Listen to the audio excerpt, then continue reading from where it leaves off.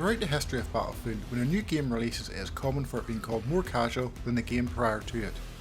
This term casual is generally accepted to mean a game made to cater for a wide variety of players and playstyles.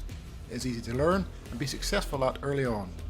Therefore, a game such as this usually includes features which helps newer or lesser skilled players, which ultimately reduces the skill gap and they don't suffer as much. Many players within the Battlefield community looked upon this perceived casual direction by DICE with great disappointment. So when it was announced that Battlefield 5 was going back to its roots and becoming a more tactical shooter, this pleased many of the older players that played the first Battlefield games. It was looking very likely that the game would be less casual and of a higher skill ceiling where better players could excel. However, was this the way it turned out? Was Battlefield 5 less casual than Battlefield 1 was? To try and come to some form of definitive answer to answer this question, we need to break down the different aspects that make up these games and compare them. First up is probably the most talked about aspect, the gunplay. We continually hear that the only good thing about Battlefield 5 is the gunplay. So how does it compare to Battlefield 1's gunplay? Well, both are quite different and choose to handle a gun's perceived time to kill in different ways. In Battlefield 1, the developers went with a system that used various degrees of bullet spread and suppression. They also included visual recoil, where your crosshair would bounce around on screen to simulate recoil. When this occurred, your bullets were not going where your crosshair was pointed at that moment. Here's what this looked like. I've put a dot centre of the screen to highlight where the iron sight is aimed. Notice how the sight moves around this when firing.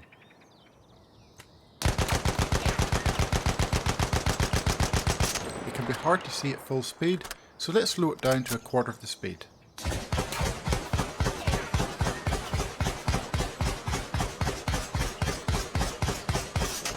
The game was basically lying to you regarding where your bullets were going. It was giving you false information.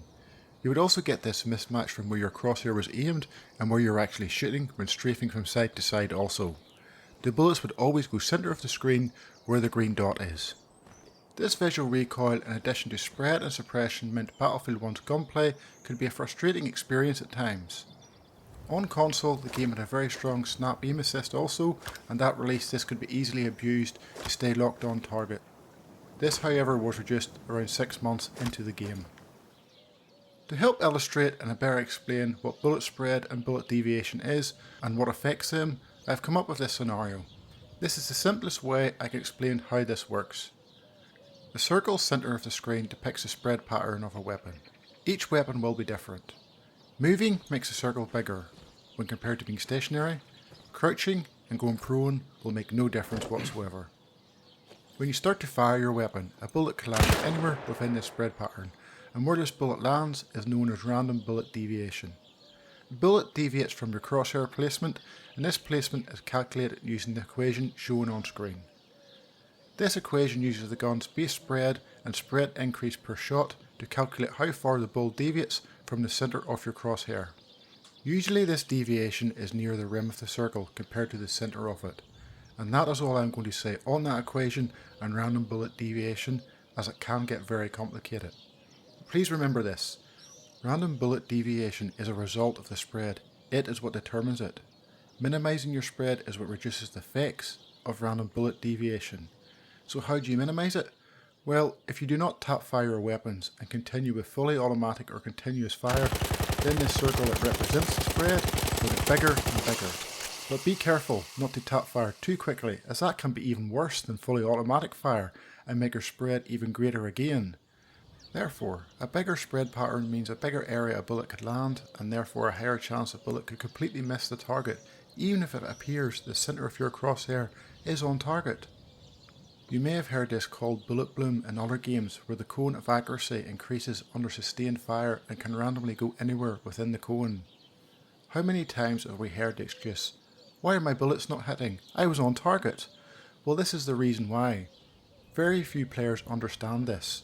The only exemption to this are LMGs, which are the opposite. They have a spread decrease per shot and the circle gets smaller with continuous fire. That is why you should never tap fire an LMG in Battlefield 1. That's quite a lot of information to take in there, so let's show you the spread increase per shot and random bullet deviation in action.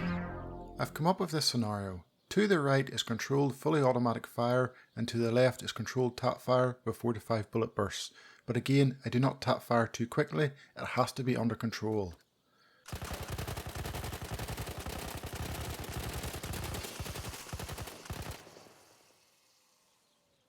Look at how the fully automatic fire spread is greater compared to the instance where I tap fired. This is not the only way in which spread and random bullet deviation can increase during gameplay. If you are suppressed, this also greatly affects this. If an enemy, particularly an enemy with an LMG, is shooting at you, it will automatically increase your gun spread and random bullet deviation. You do not even have to be returning fire at the time.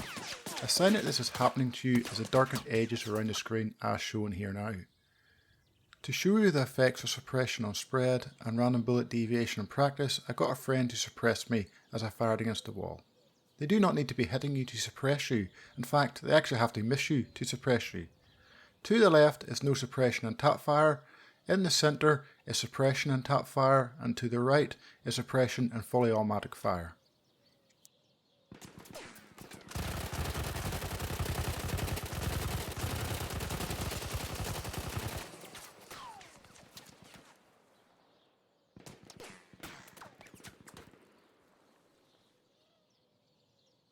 Look at the massive difference suppression has on where your bullets go. This is why trying to return fire or firing another while you're suppressed is much more difficult. You can get away with it in close quarters, but trying to shoot at another at medium to long distance is very hard indeed. Many players were highly critical of this type of gunplay. They hated that their bullets did not go where they aimed, particularly the randomness of it, as random means no element of skill. They also disliked the fact that some prone LMG player 200 meters away could suppress them so badly without even hitting them, and the influence this had when they had to engage another player. The further away the player is and the closer their shots, then the more suppressive effects you get. Look at this scenario here. There's a player way over at the other end of the map and they have me suppressed. The developers clearly took notice of this and decided to change things up in Battlefield 5. The official Twitter account came out with this tweet regarding Battlefield 5. Where you aim is where you'll shoot. Bullets will go where you have your sights in Battlefield 5 with no random bullet deviation to worry about. It was met very favourably amongst the community on Twitter. DICE pretty much eliminated random bullet deviation from the game. They also took away visual recoil. Remember, this was the mechanic that simulated recoil and your crosshair would bounce around and bullets didn't go where your crosshair was pointed. DICE also didn't include any Snap Aim Assist in the game, which pleased many also. This all sounded great so far. Removing random bullet deviation as well as visual recoil from the gunplay took away much of the randomness and meant many more gunfights would come down to skill and less to luck or chance.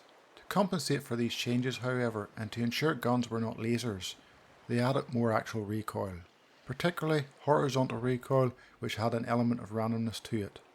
While recoil in both games worked exactly the same, the main difference in Battlefield 5 was that they included predetermined recoil patterns.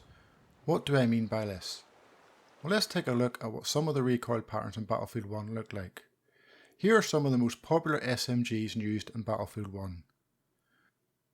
Now compare these recoil patterns with some of Battlefield 5's most popular SMGs. Battlefield 5's recoil patterns are much more varied between weapons and have significantly higher horizontal recoil values for each shot. So in Battlefield 5 you now have predetermined recoil with random recoil on top of that.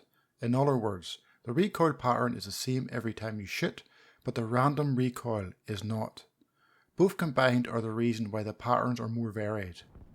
We're just going to pause here for a second. I would like to congratulate the Z guy on correctly guessing on Twitter which of these recoil patterns belong to which gun. He streams in Battlefield 5 also, and I've linked his channel below in the video information. Check him out.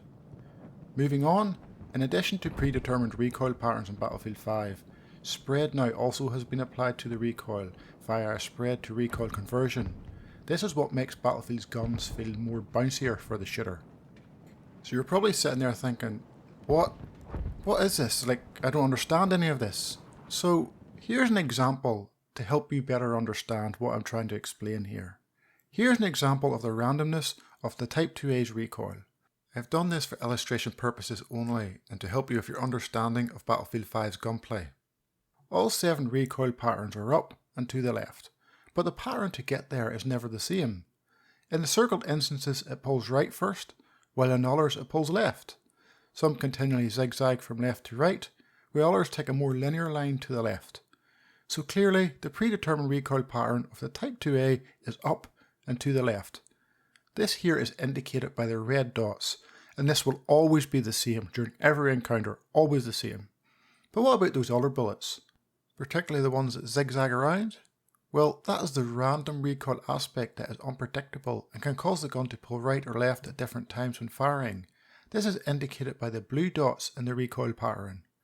These will always be different. Sometimes you get lucky and this random recoil follows the predetermined recoils trend, i.e. up and to the left, and it feels great. You really do well. But other times it doesn't and it pulls in the opposite direction and it feels awful. It feels like I was great, I was a god in the last game, but now I'm doing so bad. What's going on? Well, this is what can make you feel good or what can make you feel like you're doing really poorly. We have examples of each of these in the recoil pattern shown here in front of us. In the first two, I got random recoil that followed the general trend of the predetermined recoil. These are the ones that would have felt good. The last two patterns, however, were awful and are much more unpredictable. Both of these patterns pulled left and right multiple times. Removing the red dots of the predetermined recoil in all four examples really helps show this more clearly. You can see the blue dots move around more in the last two compared to the first two. So how have people reacted to this? Well, as with the spread and random bullet deviation argument in Battlefield 1, this random recoil was perceived by many as being a means of reducing the skill gap and holding back better players. With something being random, it cannot be learned and mastered. Why has this been done? Well, just like the spread and random bullet deviation in Battlefield 1, DICE used this type of unpredictability to try and balance the gunplay and ensure you cannot use a weapon outside its ideal range. Moving on. Later in Battlefield 5's life cycle, they also reintroduced the Snap Aim Assist to consoles to make the game easier for newer or less skilled players. Once again, this was met with disappointment from many players, especially since this was added and not included in the patch notes. Additionally, in Battlefield 5 they also included the slowdown aim assist not only to SMGs, DMRs and LMGs, but DICE also added it to bolt action sniper rifles. It didn't matter what scope magnification you used, it still had slowdown. This slowdown aim assist is a sticky aim assist that helps slow down your crosshair on opponents and helps track them.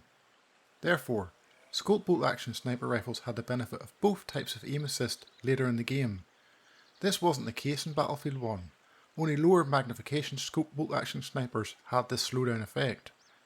The only bolt action sniper rifles to have both types of aim assist in Battlefield 1 were the infantry variants, which had no scopes. They were iron sighted. So here we have a breakdown of the aspects that make up both games' gunplay. I have displayed a summary on screen now. So how do we determine which version, if any, is more casual? This is the question I asked at the start. Well, by answering the following should bring us to a conclusion. Which is the highest skill ceiling and less chance of randomness? In other words, which one can the better player excel in and be skillful at, with luck having little influence on the outcome? Well, if we look at the state of both games at the beginning of their life cycle, the answer is simple. It was Battlefield 5. It had no Snap Aim Assist, no Suppression, no random bullet deviation and no visual recoil. Battlefield 1 had all of these, which made the game easier for newer players versus current players. But this isn't the state of where both games are now, is it? What many do not realise is that where these games' gunplay started, they end up in very different places. Battlefield 1 was actually made harder and less casual as the game went on. Snap Aim was greatly reduced over the course of the game. They also did a complete weapon rebalance to decrease the time to kill, which favoured better players. Battlefield 5 was the opposite. Its gunplay was harder in the beginning. It was a steep learning curve for inexperienced players, but then they added the Snap Aim Assist. They increased the time to kill, they reduced the weapon recoil. This all favoured a more casual gamer. This coupled with the fact that weapons once again had random recoil and scope bolt action rifles had slowdown aim assist. This ensured that the gunplay became much more casual and then easier for new players.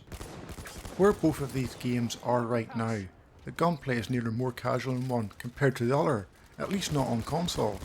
On PC, I would say that Battlefield 1's gunplay is more casual, as they do not have to deal with the varying types and strengths of aim assists. But the implementation of this on console is important to consider and is a big factor in me coming to this conclusion.